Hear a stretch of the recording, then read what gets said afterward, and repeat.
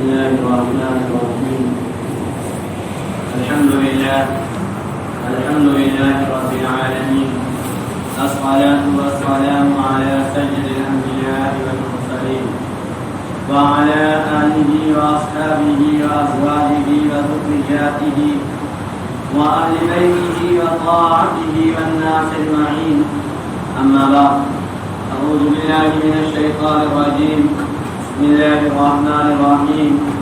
يرفع الله الذين آمنوا منكم والذين أوتوا العلم درجات والله بما تعملون خبير. وقال عز وجل: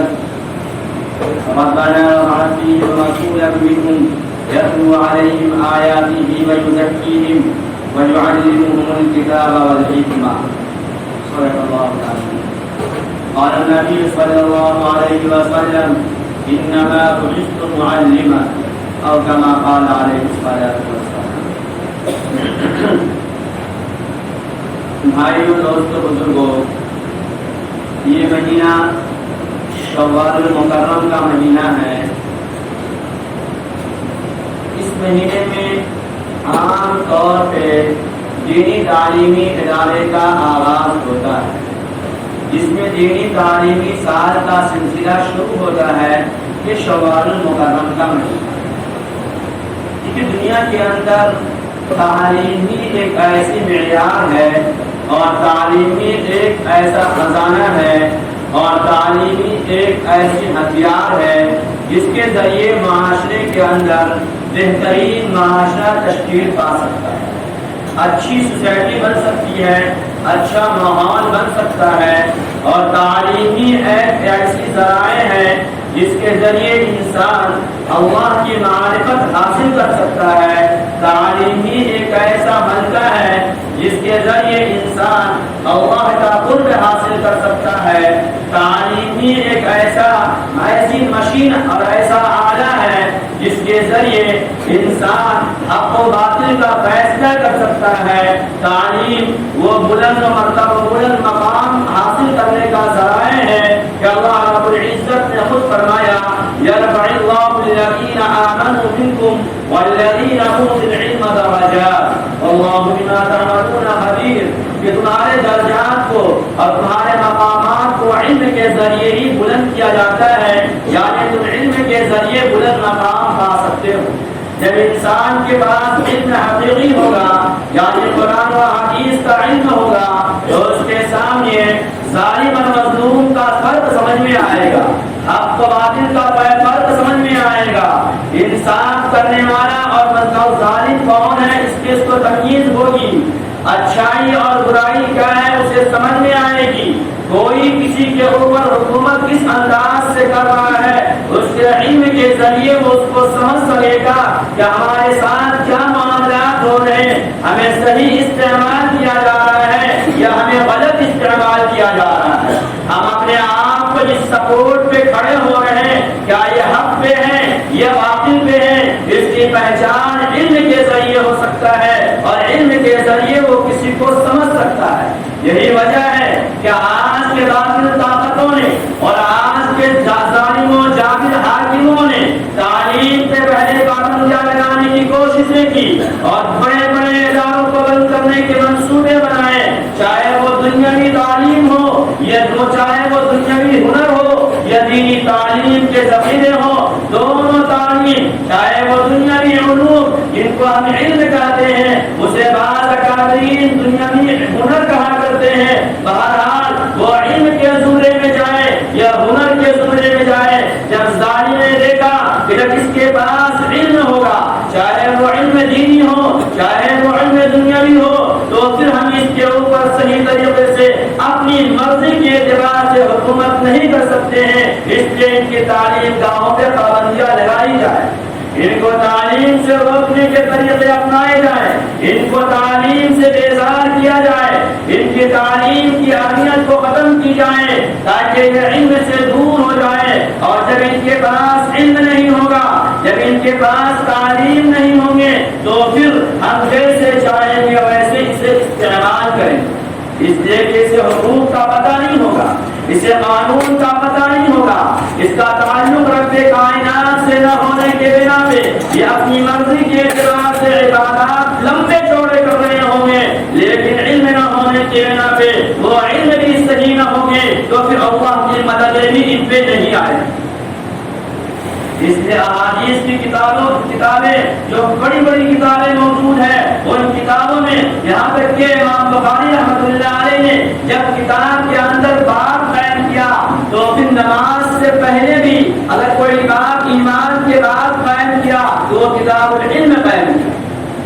ایمان کے بعد پہلا باب تو کتاب ایمان اور دوسرا کتاب العلم لایا، اس کے بعد دوسرے اعمال کا تذکرہ کیا۔ امام بخاری اپنی کتاب کے لکھنے میں ترتیب دے کر بتا دیا کہ اے ایمان والو، تمہارے ایمان کے بعد سب سے پہلی چیز جو ہے وہ تمہارے اندر علم ہے۔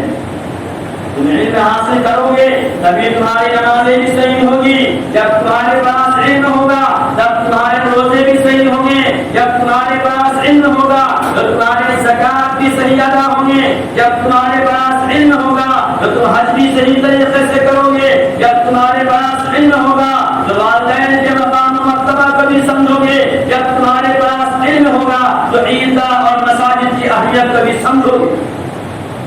اور اگر علم نہیں ہوگا تو پھر تمہارے نظروں میں ان چیزوں کی بھی اہمیت نہیں ہوگی، نہ روزے اور نماز کے صحیح طریقے ہوں گے، نہ والدین کی کوئی اہمیت ہوگی، اور جب علم نہیں ہوگا تو تمہارے نظروں میں مساجد اور عیدگاہ بھی کھیل کے میدان سمجھ میں آئیں گے، اس لیے کہ علم کی کمی کے بنا۔ اور جب علم ہوگا تو تم دونوں کے مقام کو سمجھو گے کہ کون کھیل کا میدان ہے اور کون عبادت کرنے کی میدان ہے۔ اس نے فرمایا کہ تمہارے پاس علم کا ہونا بہت ضروری ہے، اس علم کے یہاں تک کہ اللہ رب العزت کے حبیب محمد رسول اللہ صلی اللہ علیہ وسلم کی پیدائش سے پہلے حضرت ابراہیم علیہ السلام نے کعبۃ اللہ کی تعمیر کی، اور تعمیر کرنے کے بعد اللہ سے انوکھا چیز مانگا تو کہا ربنا وابعث فیہم رسولا منہم یتلو علیہم آیاتہ،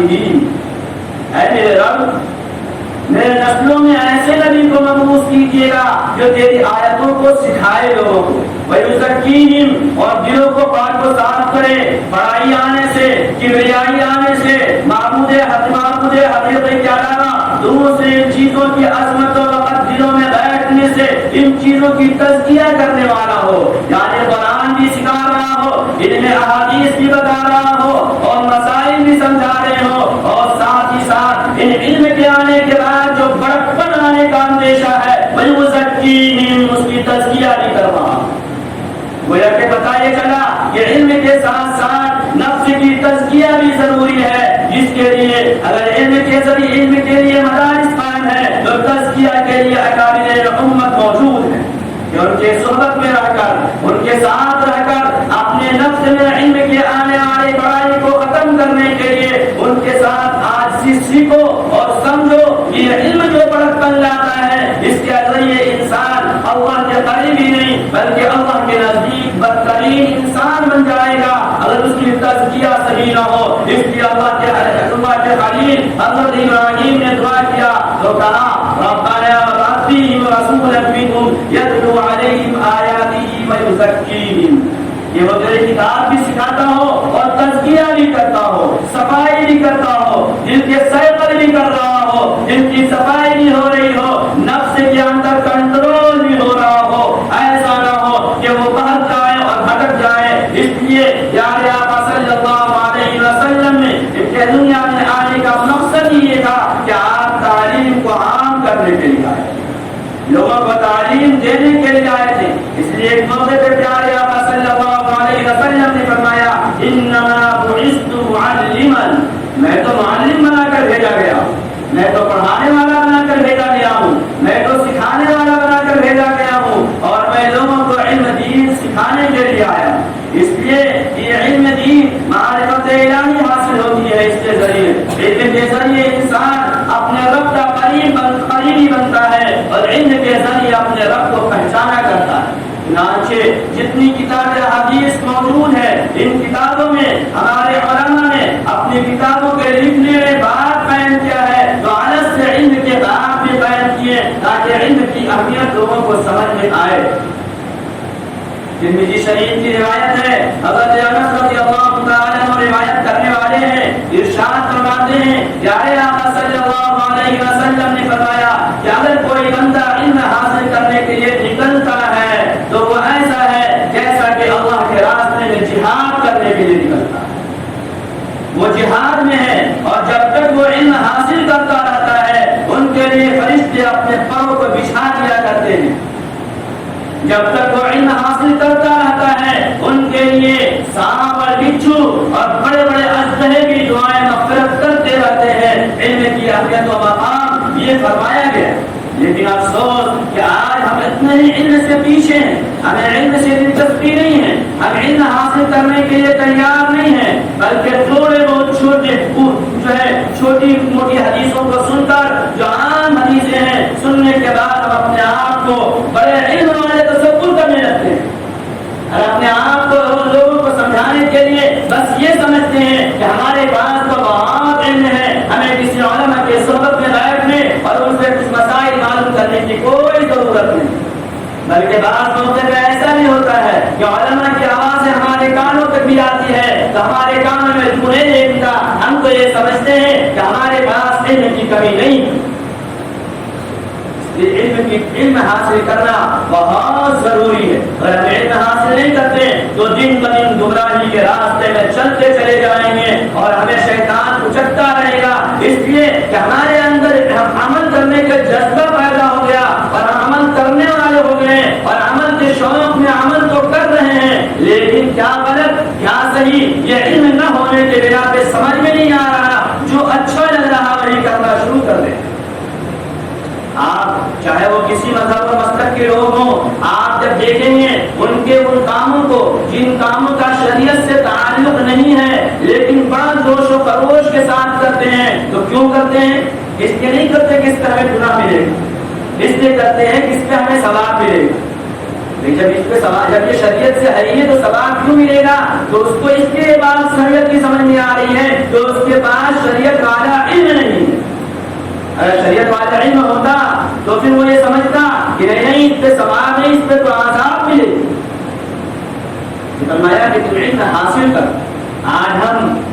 چند سالوں سے یہ پریشان تو ہے کہ ہمارے اسکول کالج اور ساری چیزیں بند ہیں، ہم اپنی اولادوں کو لے کر پریشان ہیں، ہمارے بچے گھروں میں پڑے پڑے یہ موبائل کے عادی بن گئے اور اپنے اوقات کو موبائلوں میں گزار رہے ہیں۔ کیا ہم نے تنہائی میں بیٹھ کر یہ سوچا کہ یہ سنہرا موقع اللہ کی طرف سے دیا گیا ہے کہ نہ ہمارے بچوں کو اسکول کی ذمہ داری، نہ ٹیوشن کی ذمہ داری، نہ کسی اور عصری علوم جس کی اہمیت ہم سمجھ رہے ہیں وہ سارے بند ہیں، تو چلو اسی بہانے ہم اپنے بچے کو دینی تعلیم سے آراستہ کر لیں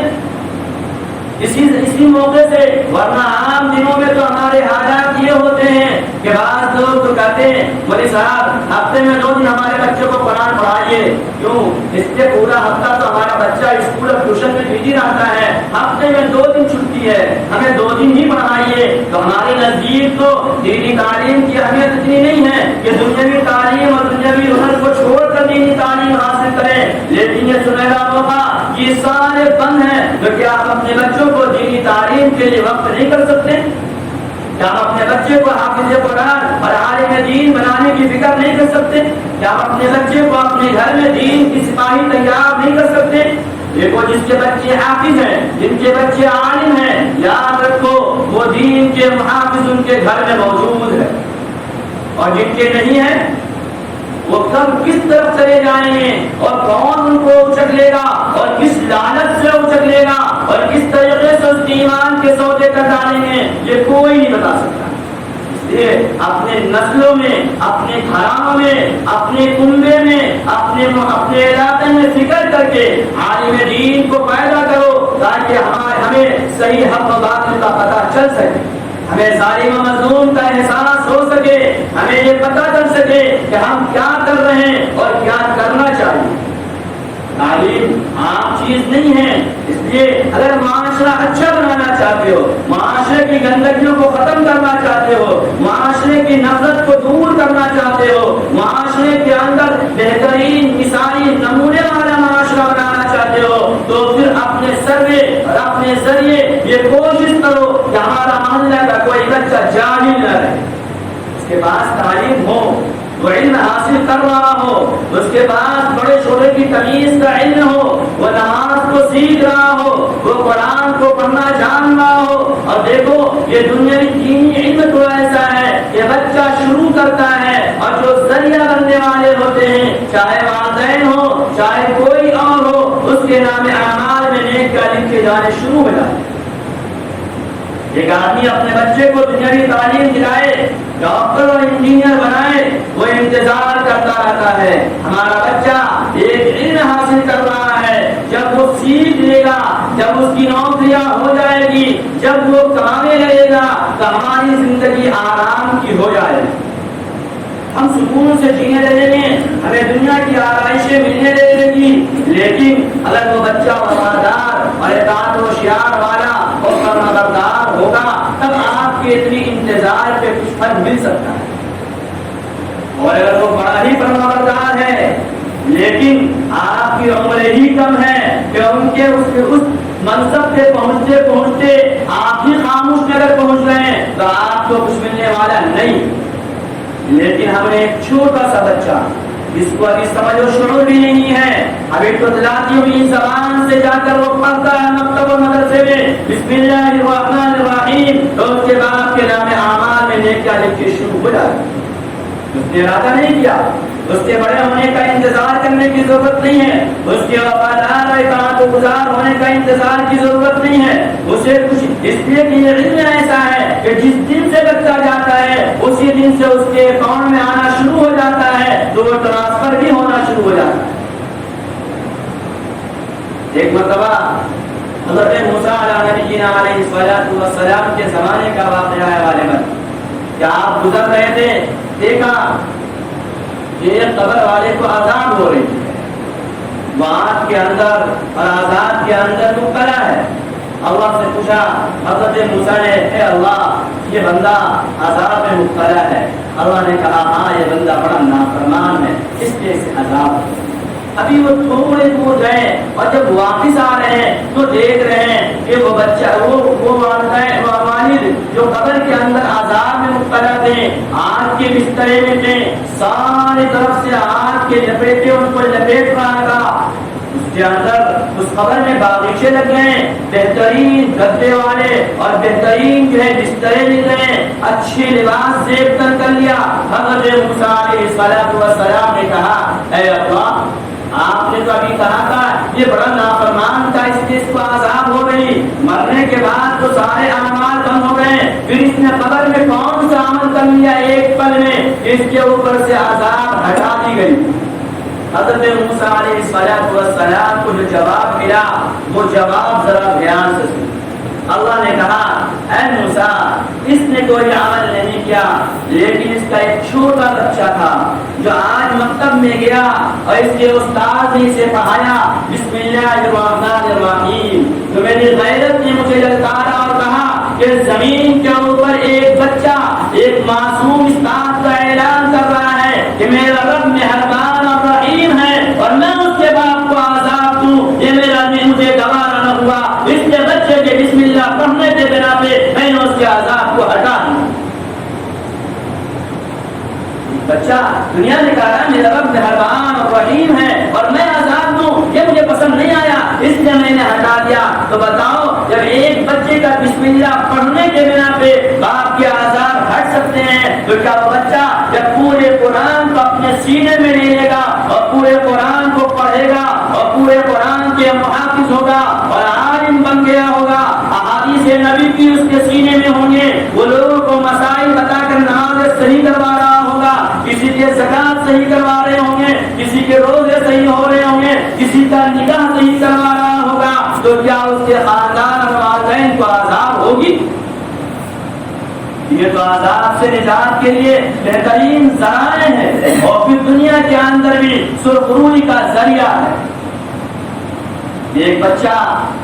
ابھی نوجوان ہے، ابھی مولانا صاحب بن کر آیا ہے، کسی مدرسے میں پڑھا رہا، کسی مسجد میں امام کر رہا، گاؤں کا رہنے والا ہے، اس کے باپ اس کے بیٹے اپنے بیٹے سے ملنے کے لیے آ جائے تو ہر مختلف اس کے باپ کو محبت کی نگاہ سے دیکھتا ہے اور کیا کہتا ہے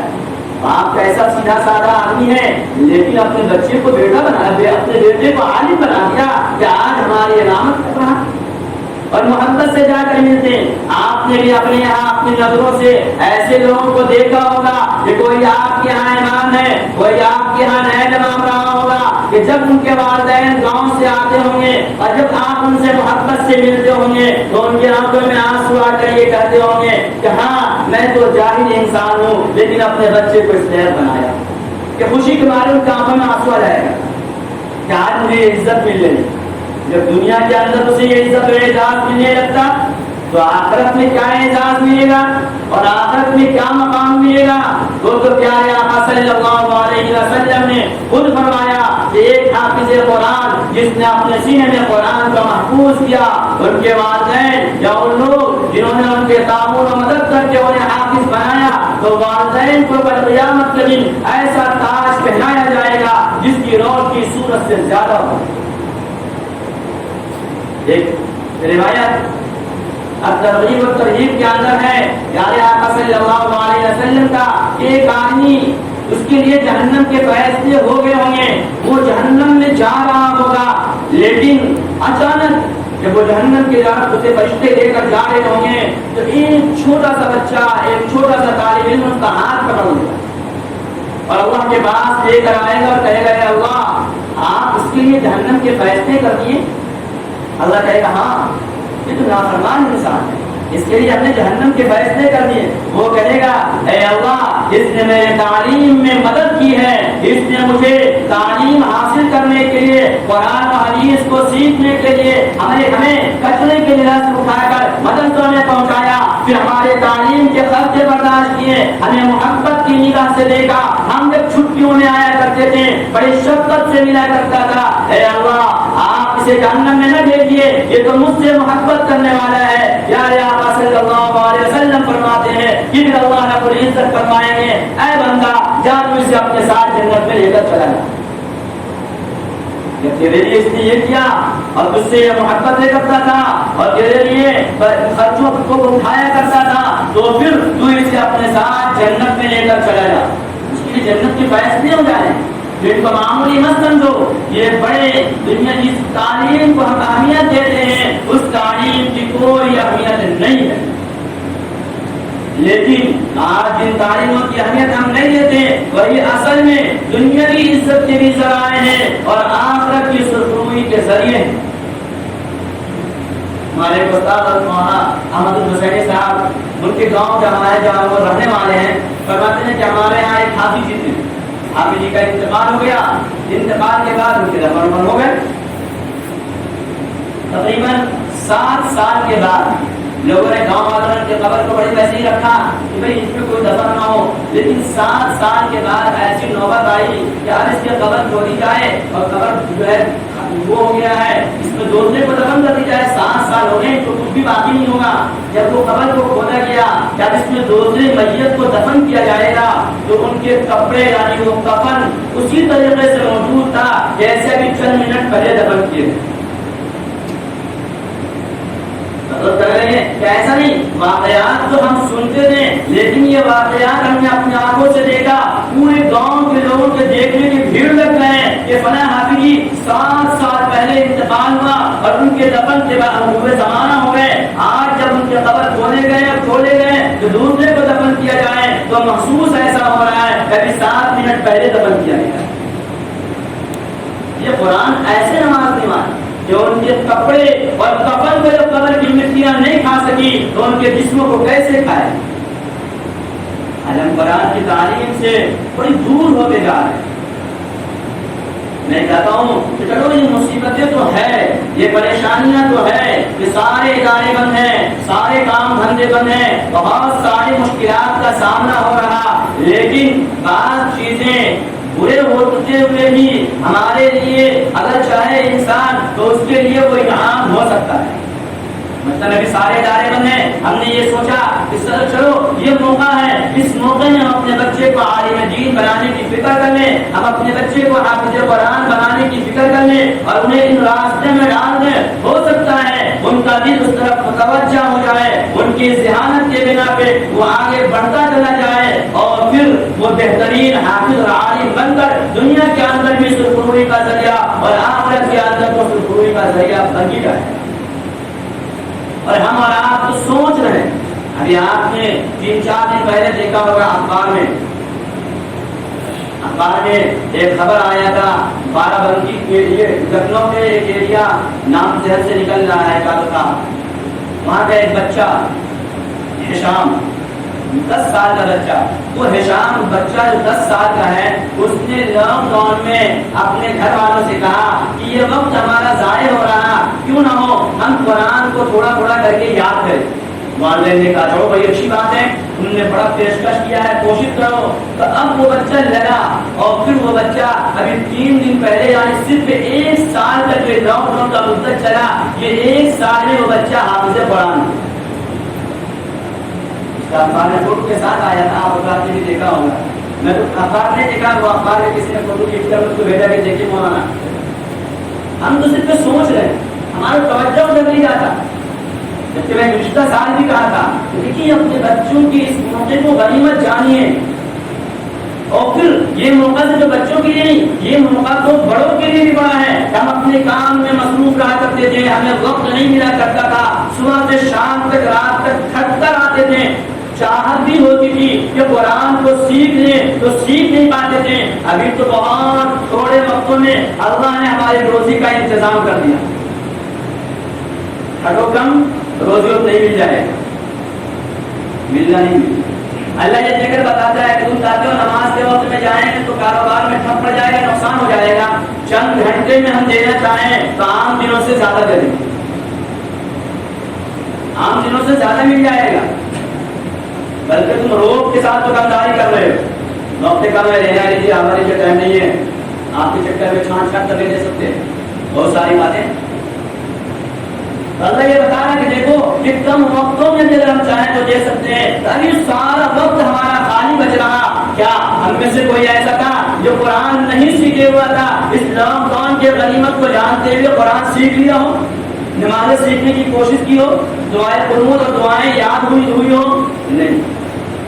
وقت گزار کر تو اپنے آپ کو راجا کے چاہتے بیٹھ جائیں, پولیس گاڑی آئے گی, بھاگ جائیں گی, غازی کرو اور ادھر ادھر کرو, لیکن یہ فکر نہیں ہوتا کہ یہ جو وقت اللہ نے کیا ہے, اس وقت کو غنیمت جان کر ہم اپنے آپ کو یہ سیکھنے میں لگائیں.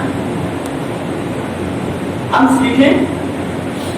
کسی مدرسے میں, کسی مکتب میں, کسی امام صاحب کے پاس, کسی مولوی صاحب کے پاس, کہ نہیں ہمیں یہ سیکھنا ہے, ہمیں قرآن پڑھنا ہے, ہمیں دین حاصل کرنی ہے, ہمیں نماز درست کرنی ہے, ہمیں دعائیں یاد کرنی ہے. یہ ساری چیزیں ہم فکر کریں. دیکھو جب ہم فکر کریں گے تو اللہ راستے کھولے گا. ہم فکر ہی نہیں کرتے, ہم کوشش ہی نہیں کرتے کہ ہمارے اندر یہ دینی بیداری آئے, ہمارے نسلوں کے اندر علم دین آئے. ورنہ میرے بھائی برا نہ ماننا, آج جو دور چل رہا, اگر ہماری سستیاں ایسی رہی اپنے اولادوں کے بارے میں, تو پھر آدھار کارڈ ووٹر کارڈ میں نام اولادوں کا مسلمان رہ جائے گا, اور حقیقت میں مسلمان کا کوئی چیز ہمارے گھرانوں میں باقی نہیں رہ پائے گا.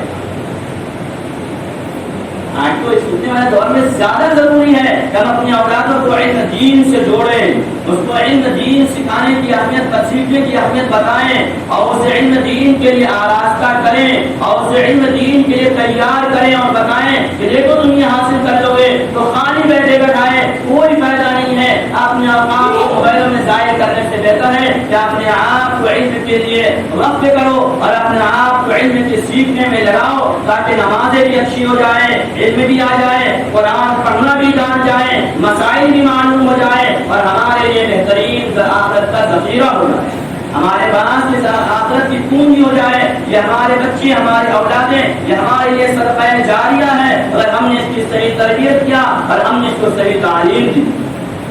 آپ اپنی اولادوں کی فکر کریں اور اسے تعلیم دلائیں. بہت سارے علاقے میں ادارے کھلے ہوئے ہیں, اور اگر نہیں بھی ہیں تو چند لوگ اپنے محلے میں فکر کر کے 2-4 گھر کے بعد اس تعلیم کا انتظام کر لیں, تاکہ بچے تعلیم حاصل کریں اور قرآن کریم کو سیکھیں اور احادیث نبوی کو سمجھیں, اور ان کے پاس ضروری مسائل ہوں ان کی فکر کر کے اپنے بچوں کو غلط وقت کو ضائع کر کے اور موبائلوں میں وقت ضائع کر کے اور ادھر ادھر کا ٹائم پاس کرنے سے بہتر ہے اس موقع کو غنیمت جان کر اپنے اولادوں کو علم دین سے آراستہ کریں. اور اسے دینی تعلیم دلائیں. اور ہمارے بڑے بھی جن کو ابھی کام کے وقت میں فرصت ملا ہوا ہے وہ اپنے اوقاتوں کو غنیمت جان کر قرآن کریم کے سیکھنے اور جو ہے مسائل کے معلوم کرنے اور نماز کے ضروری مسائل اور دعاؤں کو یاد کرنے میں لگائیں. ان کے لیے آپ کو کہیں جانے کی اور جو ہے کاروبار کو بالکل چھوڑنے کی ضرورت نہیں ہے. آپ اپنا وقت نکال کر اپنے مکتب میں, محلے کے مکتب میں, مسجد میں, امام صاحب کے پاس, کسی استاد کے پاس بیٹھ کر, بہت سارے بچے چھٹی میں آئے ہیں ان کے پاس رہ کر آپ اپنے قرآن کو صحیح کریں. یہ ضروری ہے. آج ہم قرآن شریف کو ہی پڑھنا نہ چاہیں یہ مسلمان, یہ بڑی بے غیرتی کی بات ہے. اس لیے اپنے آپ کو سیکھنے کی کوشش کریں. اللہ ہمیں اور آپ کو سمجھ کے توفیق عطا فرمائے. آمین.